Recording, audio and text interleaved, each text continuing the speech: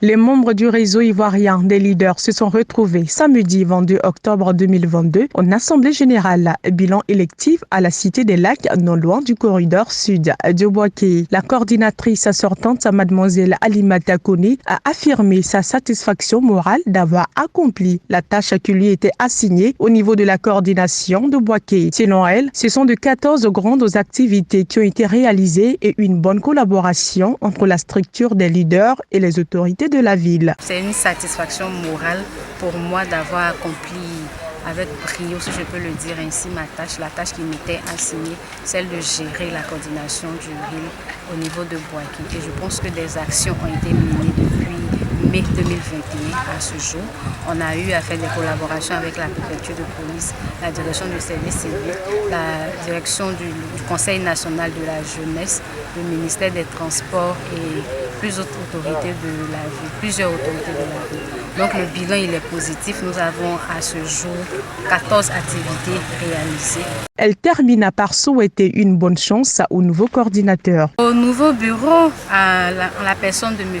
Issa Yaro, nous lui souhaitons bonne chance, bon vent, bonne mandature à lui et nous lui demandons assez de courage et assez d'abnégation pour mener à pied la mandature parce que ce n'est pas facile. Le seul candidat, Issa Yaro, a convaincu dans une argumentation les membres du réseau des leaders à voter en sa faveur. À la suite des élections, il est élu à plus de 93% des voix. Ses premières activités seront menées dans le cadre du civisme, a-t-il laissé entendre. Nous avons un vaste chantier à bâtir, un chantier divers qui donc va concerner le domaine du civisme.